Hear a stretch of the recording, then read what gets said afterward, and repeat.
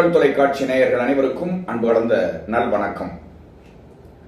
தமிழ் சொல்லும் காவியம் என்ற நிகழ்ச்சியின் மூலமாக தொடர்ந்து நாம் பாவேந்தர் புரட்சி கவிஞர் பாரதிதாசனுடைய குடும்ப விளக்கு காவியத்தை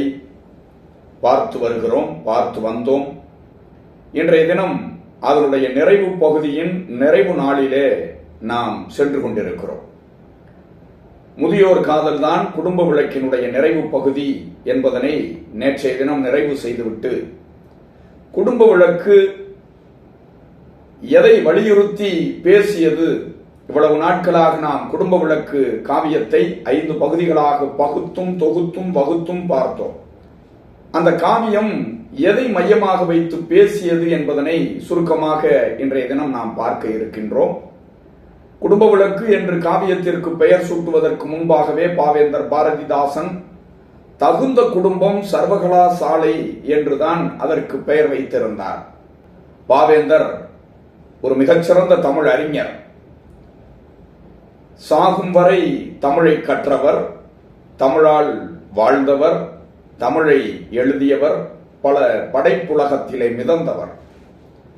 யாம் பெற்ற இன்பம் பெருக இவ்வையகம் என்று சொல்லி தான் தமிழ் படித்தது போல அனைவரும் தமிழ் படிக்க வேண்டும் என்று ஆசைப்பட்டார். ஒரு குடும்பம் கல்வி நிறைந்த குடும்பம் என்பதை வலியுறுத்த வேண்டும் என்பதற்காகத்தான் இந்த காவியத்தையே படைக்கின்றார். எல்லோருக்கும் கல்வி கிடைக்க வேண்டும் என்பது அதனுடைய ஆதார சுருதி. கற்க எவரும் எக்குறை நேரினும் நிற்காது கற்க, நிறை வாழ்வு என்பது கற்கும் விழுக்காடு காணும் பெண்கள் கற்க, ஆடவர் கற்க, கல்லார் முதியராயினும் முயல்க கல்வியில் என்று பறைசாற்றுகின்றார். எல்லோருக்கும் கல்வி கிடைக்க வேண்டும். குழந்தைகள் முதல் முதியவர்கள் வரை கல்வியிலே மேலோங்கி திகழ வேண்டும் என்பதுதான் இந்த காவியம் நமக்கு வலியுறுத்திய கருத்து என்பதனை நாம் பல நாட்களாக பார்த்து வந்தோம். பொதுவாக குழந்தைகளுக்கு கல்வி என்பதனை குடும்ப தாயே சிறமேற்கொண்டு செய்ய வேண்டும் என்று பாவேந்தர் சொல்லி வைத்திருக்கின்றார். பாடம் சொல்ல பாவை தொடங்கினாள், அவள் வாத்திச்சி அரை வீடு. பாடம் சொல்ல பாவை தொடங்கினாள், அவள் வாத்திச்சி அரை வீடு, கழகம் தவழ்ந்தது சங்க தமிழ் சுவை என்று பாவேந்தர் பாடுகின்றார். எனவே குழந்தைகளுக்கான கல்வியினை தாயே பொறுப்பேற்று நடத்த வேண்டும் என்பதுதான் பாவேந்தர் நமக்கு வலியுறுத்துகிற செய்தியாக இருக்கிறது. பெண் கல்வி குறித்து மிகுதியாக பாடியிருக்கின்றார். கல்வி இல்லாத பெண்கள் கலர் நிலம், அங்கு புல் விளைந்திடலாம், நல்ல புதல்வர்கள் விளைய மாட்டார் என்று பேசிய பாவேந்தர் பாரதிதாசன் கலைகளிலும் பெண்கள் மேலோங்கி திகழ வேண்டும் என்று ஆசை கொள்கின்றார். கலையினில் பெண்ணே இலகு, பல கலையினில் பெண்ணே இலகு, நிலையினில் உயர வேண்டும் பெண்ணுலகு, மனை விளக்காகுதல் வேண்டும் என்று பாவேந்தர் பாடுகின்றார். மேலும் தமிழ் இலக்கிய துறையிலும் நுண்கலையிலும் எல்லாம் பெண்கள் மேலோங்கி திகழ வேண்டும் என்பது பாவேந்தரனுடைய அடித்தட்டு அடி மனத்தில் எழுந்து வருகிற உணர்ச்சி பிரவாக ஆசை என்று நாம் பார்க்கின்றோம். மேலும் பிள்ளைகள் இசைக்கலையிலே சின்ன வயதிலிருந்தே மேலோங்கி திகழ வேண்டும் என்று சொல்லுகின்றார். தேங்கிலா தமிழில் தேனிசை கலவை போய் தூங்கிய பிள்ளைகள் தூங்கிய கணவனின் காதின் வழியே கருத்தில் கலக்கவே என்று இசைக்கலையினுடைய சிறப்பையும் பாவேந்தர் பேசுகின்றார்.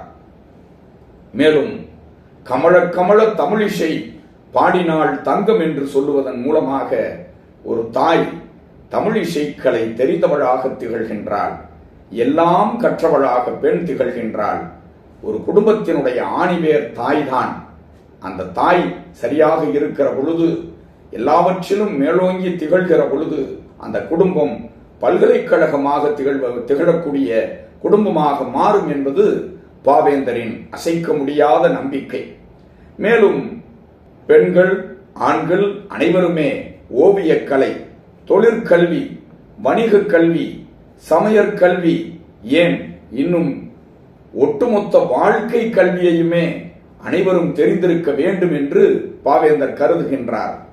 இதிலும் குறிப்பாக 5 பகுதிகளாக பகுத்து தந்த பாவேந்தர் பாரதிதாசன் 5வது பகுதியாகிய முதியோர் கல்வியை பற்றி பேசுகிற பொழுது, முதியோர் கடைசி காலத்திலும் இசைக்கல்வியிலும் சமையற்கலையிலும் வாழ்க்கை கலையிலும் பல்வேறு விதமான அனுபவக் கலையிலும் மேலோங்கியவர்களாக திகழ்ந்து தன் வாழ்வை நிறைவு செய்து கொள்ள வேண்டும் என்று சொல்லுகின்றார்.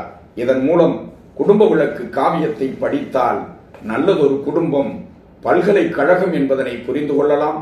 குடும்ப விளக்கு காவியம் ஒரு ஒப்பரிய காவியம், உயர்ந்த காவியம், வாழ்க்கை காவியம், அனைவரும் படிக்க வேண்டிய காவியம் என்பதோடு இன்றைய தினம் நாம் முதியோர் காதலையும் நிறைவு செய்து குடும்ப விளக்கு காவியத்தையும் நிறைவு செய்து நாளைய தினம் அடுத்த ஒரு காவியத்திலிருந்து தொடங்குவோம்.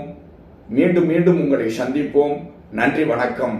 முனைவர் பாகை கண்ணதாசன்.